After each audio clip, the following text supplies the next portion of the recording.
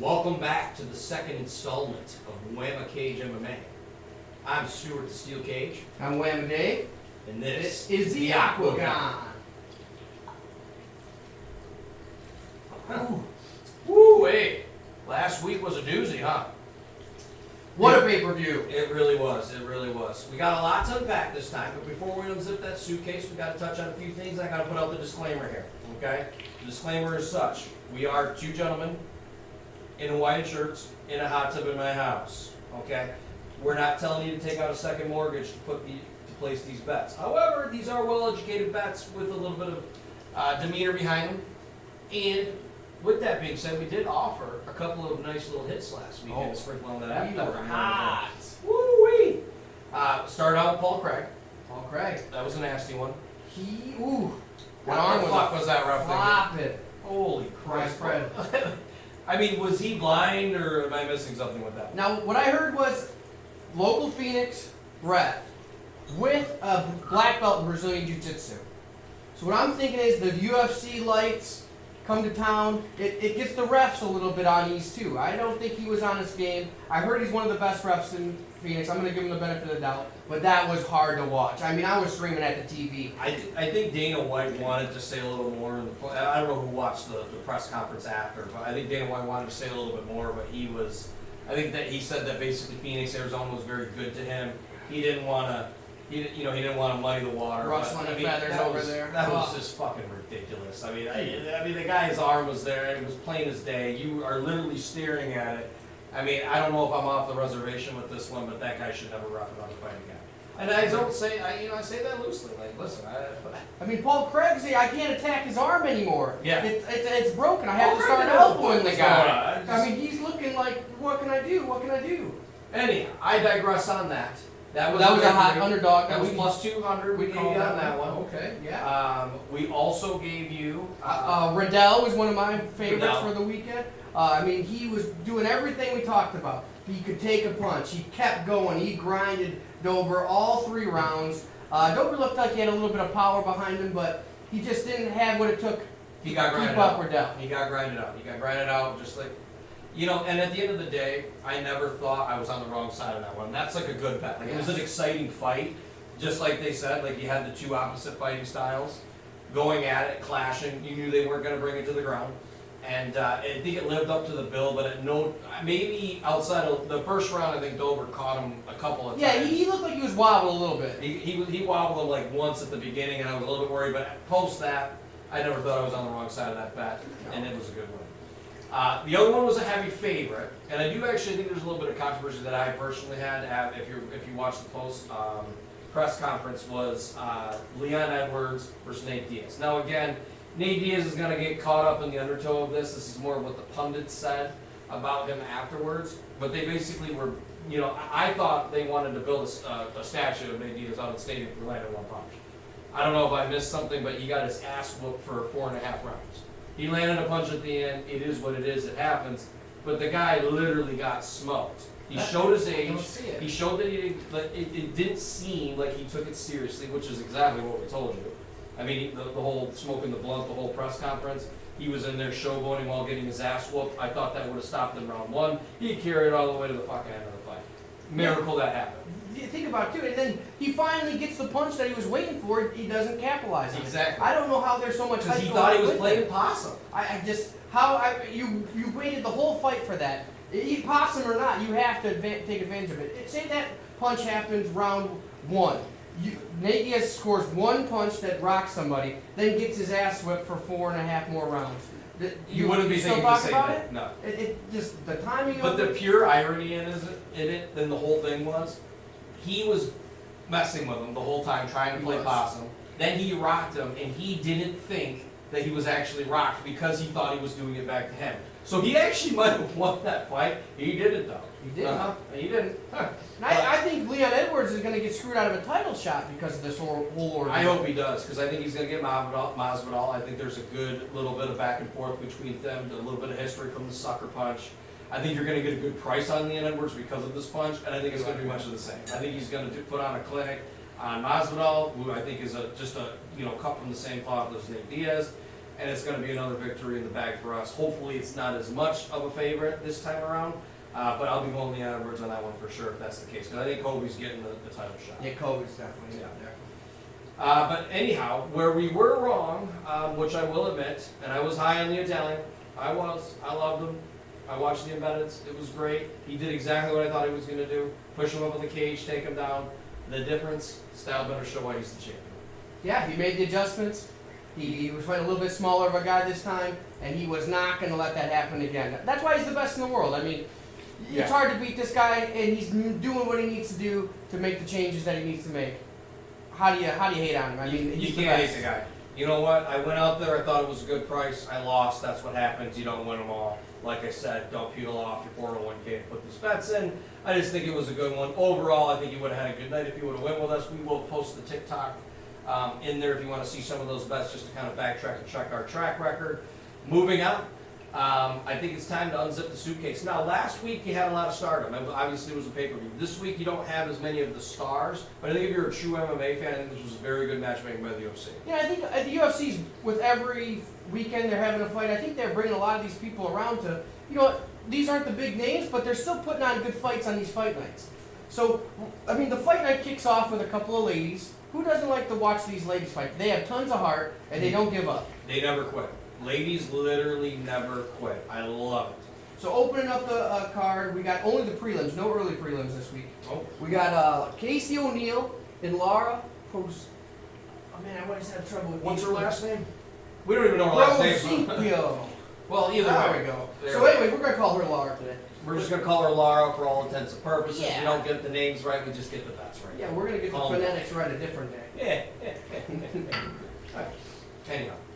So anyways, they're bringing this up. The women are always a fan favorite, really. The women are fighting really well lately. So we got Casey's from the UK, Lara's from Brazil. Little UK versus Brazil action, I can get on top Now, of when it comes to women's MMA, I always take the Brazilian. I feel like that black belt in Brazilian Jiu-Jitsu is going to help you more than anything with the women fighting. You're not going to get a knockout unless you're Amanda Nunes at some of these things, maybe Shevchenko. But besides that, it. She did beat Nunez. in the Jiu-Jitsu, now we're talking. So, I think that the only thing, I'm not going to say that I'm going to fade you on this one, but my only cause for concern in a women's fight is that I think O'Neal puts out a lot more output during the fight. However, the only reason why I would lean your way is because, listen, she's a black belt versus a purple belt. Lara's the black belt. O'Neal's the purple belt. You got the UK edge. purple belt. Okay, exactly. You got the UK and Brazil. There is a difference in talent. Yeah, I mean, she might be in a strip mall wrestling with some kids. Exactly. Anyhow, so then you have that angle. I think Lara has more power too. Yeah. So I mean, I don't think, albeit that a knockout is not very likely in this bout, I think that you might score a little more clout with the judges from maybe hitting a couple of power shots. And if she gets into the ground, she's going to be in trouble. The only thing I would be worried about is getting outpointed and just an all-out scrap where they don't even go to the ground, and then O'Neal just puts on more pressure. I can see. Yeah, I mean, we're not going to go too far out. We're going with Vegas on. I'm going with Vegas on this one with Lara. I agree. It's not, pick of the underdog pick of the year or anything like that, but just with her strong base in jiu-jitsu, and she can hold her own up on the feet. And it's, I mean, Casey, I think she was getting like headlocked by the last person she fought, and it wasn't even a jiu-jitsu practitioner. So I'm going to go with Lara here.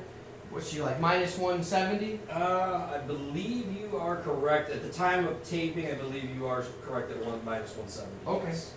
So I think that's a decent price tag. that's for my that. formula. Take the Brazilian girl. I think I'm going to go with a pass on this one, only because I think that it's too much of a pick-em for my blood, but I do see where you're going with it. I want some And action hopefully right that's- off the rip. I want some Exactly. action right off the rip. I'm sure that our fans would too. So we're going Lara. Come on, we're gonna put her. We're not even gonna put her in a parlay. We're just gonna take her straight as the favorite. Hey, I like it. I like it. Who else you got on the female? You got any Okay, other there- female picks you want? Prelims again. We got another female Ooh, fight. we're staying in the prelim land. Still Now- the appetizer stage here, Oh. folks. I love it. Murata versus Jandiroba. Ooh, Now, couple of tongue twisters. yeah, I mean, we're gonna be getting the phonetics down one of these days. I get it. So let's see. Judo, wrestling, again, versus Brazilian Jiu-Jitsu. Where are we at on this one? I like someone who can kind of finish once they hit the ground a little better than just taking it to the ground and grinding it out. Is there going to be a submission here? I think you're right. I think on this one that a submission probably will be the finish. I think sometimes wrestling can get you into trouble when you're facing a jiu-jitsu practitioner. Do I have the answer on this one again? And I hate to give you two passes here. I'm not going to fade, but I'm going to go pass again.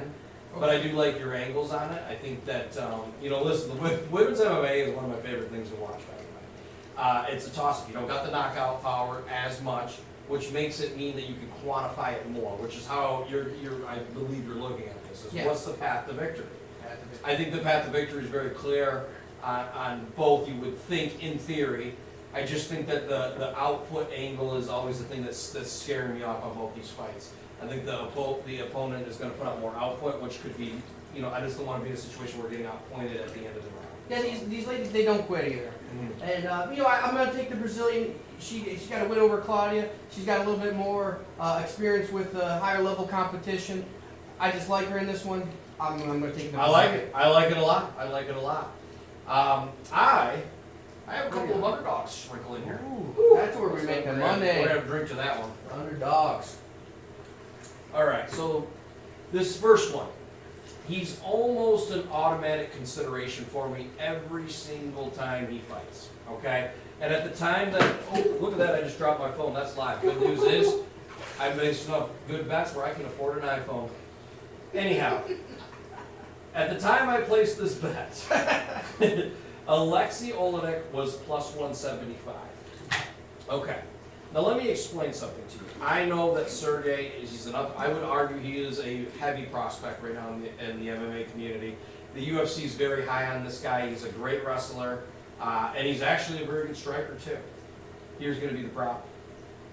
When you bet with Oleinik, and it goes to the ground, your plus money now becomes what would be considered negative money. I mean, if he's on the ground, he is a heavy favorite on the ground. It's his world. This guy can choke you out from anywhere. And it's not just how he chokes you out.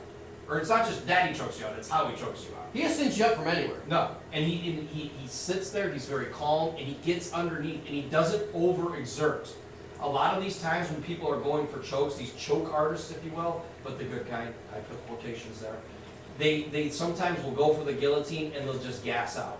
It's not what he does. He stays calm. He's cool in the pocket. When it's in the ground, it's good. Now, you might say, well, Sergey's a good wrestler. He's a grappler himself. I'm fucking banking on that. I hope he takes him down.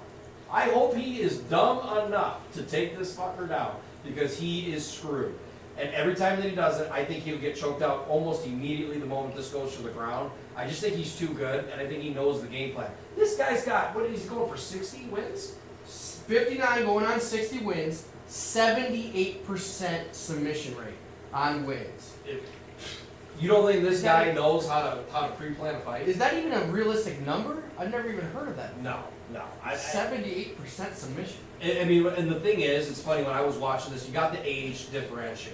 So I understand, and you're going to hear me actually maybe talk about how damage later on in the show can actually be very hindering, and you're seeing this more prevalent in the UFC. However, I don't think that's the case with grappling. Any form of grappling, whether it be jiu-jitsu, judo, wrestling, it's art. It's tried, true, and tested. I'm telling you right now, when it comes to it, this guy right now, he knows what he's doing. The ground is where he is. And when he brings you in the ground, you are now in his arena. And he knows he's going to do that. He knows how to game plan. The guy's had fucking 75 professional fights. Yeah, you're not any cupcake on your feet when you're. That's got to be the largest standing. I don't know if that's a record or not, but it has to be the most in active UFC right now. I would argue. I mean, my earshot, I've never seen that high a record. It like almost takes you a step back when you see 59 MMA wins. I mean, I don't care if you're in the circuit or what. You're getting punched, you're getting kicked, you're getting grinded. 60 times you're winning. I mean, that's you got to think. So you can put that one in the bank. I think we're both in agreement on this one. On the underdog, yeah, we're taking the dog. Again, don't peel off the 401k just yet. Here, don't take out a second mortgage, but let's just sprinkle it in and have a little fun. I mean, you got an extra paycheck this week. Just do it. This next one, you're going to have your blood pressure in a nice place for this one, because I must preface this by saying, at the time, it actually made me sick. I'm looking at it right now. I got this at plus 115. Okay, plus 115, and I put this in yesterday, and today the time of taping is actually Wednesday. I think that Julian Erosa, this line has moved out. Juicy J has moved out to plus 145 as of today. I don't know why. Sign Vegas. I wish I could have checked Action Network before the show and given you, maybe there's just a lot of smart money on it, sharp money, maybe the majority of the money, maybe his girlfriend dumped him. I have no fucking idea. The line moved. But let me offer you a little bit of an equation here to quantify this one down. Choi, he is an accurate puncher. When he throws it, he lands it. I will give him that. But here's the problem with Choi. Not a lot of output. Okay? His opponent, Juicy J. A lot of output. Almost to the point where he has actually been knocked, to the point where it actually has gotten him in trouble at times. Okay? I don't think Choi has the power to knock him out. So when you think about this from a standpoint, I see this fight going 3 rounds. Okay? I see it going the distance, and I see him getting outlanded. I see Juicy J outstriking him, maybe 3-1, if not 2-1. He's going to outpoint him. There's no questioning that. I think Choi's only path to victory is to knock him out.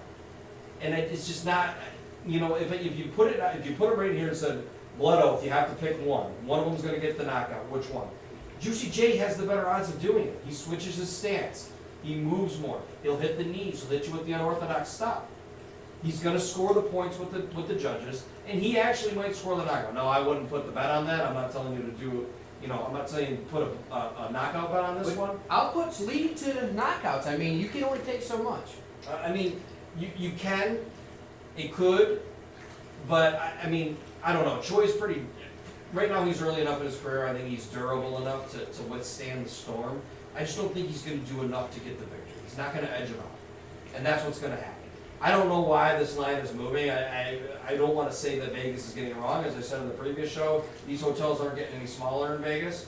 However, I think if you want some smart money, a good little bet, nice mate, and you can get it now. If you're after this show, you're going to get even more money than I got on this damn thing, which makes me sick. We'll drink for that. We'll put it in the bank. Juicy J, Julian Erosa. I'm going to bet on him just because of his name. I love that name. I love the name. The nickname Juicy is J. great.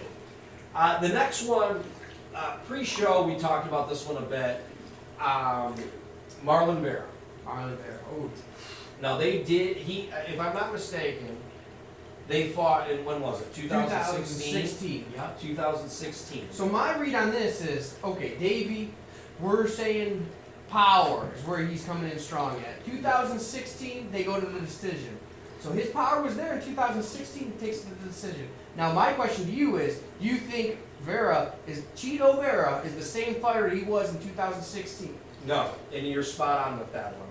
Listen, if you look at these two and their past to where they have come back to conjoin here, I think you'd have to be a fucking moron to think that Marlon Vera hasn't been the one that's progressed more. He's became way more well-rounded. He can beat you in any way. He can submit you.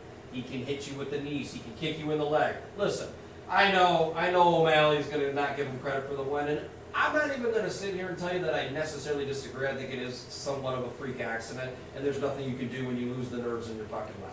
My man's aiming at nerves. But he still kicked him. He kicked him. And it's still a hard kick. The man can strike. The man can grapple. He is the total package. And I think that Davey Grant is still the same. He's still doing the same game plan. He's a one-trick pony.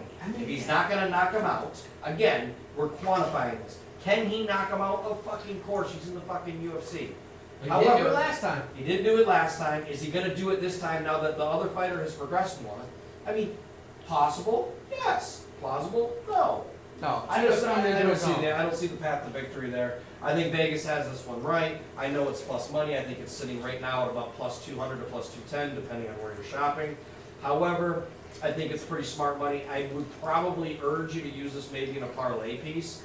If you don't want to just, if you want to kind of try to make some money. I think it's a smart bet on that one. I can see that. I like the favorite as well. Cheeto Vera, experience. He's had bright lights on him, co-main events, everything like that. Have you really heard about Davey Grant much lately?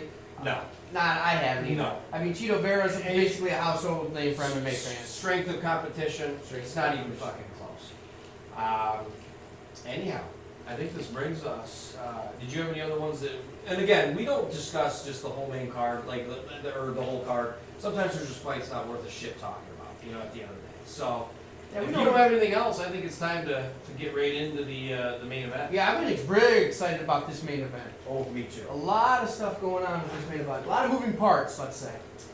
Let me bring it to you this way, fans. The Korean Zombie, the Asian style of fighting is actually extremely exciting. I'm accustomed to it. However, there's an expiration date on it. If you're using your face as the sole defense for your opponent's punch, it only works for so long. I think you saw that in the Wei Lee fight. Wei Lee could. When she fought Joanna, listen, I'm not one of those people, I think she won that fight outright, but my God, she took just as much damage. She came out against Rose, fought at a distance, it doesn't work. You feel those punches, you're thinking about the next time you get in the octagon. It happens. The thing with the Korean Zombie is, and he's been a very exciting fighter. And he has been. Crowd favorite. He's a crowd favorite. I believe he's the Vegas favorite. No, he's not. It's a pick'em right now. It's a pick'em, It's a pick'em as of right now. And I don't agree with that. I think that the Korean Zombie, I think his game plan is a dated system. I think it's worn on him. I think he's taken a lot of damage as of recently. And I think the problem with his fight style is he's going against Ige. He goes forward. Okay? He's going to be a forward puncher. You can't exchange with him. And I think that's what he's going to look to do, because I don't think, the thing that's funny about the Korean Zombie is he's actually a good jiu-jitsu practitioner, but he never fucking uses it. Almost like Nate Diaz. He's very good at jiu-jitsu, never fucking uses it. He just wants to swing with it. He's a crowd pleaser. I, as a fan, can appreciate that. I, as a betting enthusiast, can't bet with it. I mean, you got your name from taking punishment. Yeah. It works beautifully when you're fighting the lower levels of competition. It works beautifully when you're young and your chin's still there. Now you're getting to the top echelon. What did Brian Ortega do to Korean Zombie? What did Rodriguez do to Korean Zombie? They just beat this guy until he takes it. I mean, you can only take so long, especially from these guys at the higher level of competition. And I think Ige is no different. He's a top tier talent, Very top. in his fucking prime. He's a move forward. He's going to outpoint him.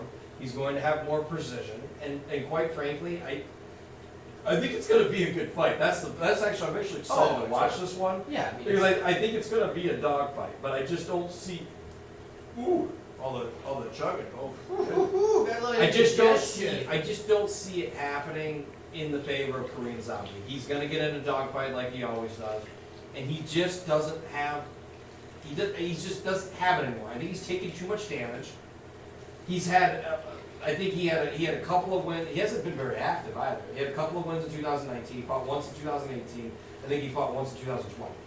So he's not this guy, and listen, I'm not for someone being like Cowboy where you fight 20 times a fucking year. However, at the same time, I think he hasn't been very active, but when he is active, he's taking a lot of damage, and that's probably leading to why he's not active. And it's in his head, he's going to get in there, and Ige is going to push forward. I think I'm going Ige all the way on this one. I think he's actually a very nice parlay piece. I think he's actually, if you're shopping on Draftkings, where you do the actual teams, I think he's a good for there. He's a good price on that one. I mean, you got him as a pick'em. I can't believe this is a pick'em. I mean, it really just doesn't make much sense to me. Value there all day on Ige. Yeah, I mean, even if Ige loses, I still think that I'm smarter in taking the younger, more up-and-coming fighter on this one. Put it in the bank. That is all we have for you on this edition. We are going to try to pump these out a little bit earlier. As our first show, it did come out hours before the event. Actually, the early prelims had already started and we pumped it out. We do apologize for that. Bear with us as we get more of a scheduled programming. We do plan to get these pumped out, probably by Thursday every single week, if not earlier. We will let you know more as we come along. Follow us. Please like and subscribe. Whammy Cage MMA. Thank you. We're out.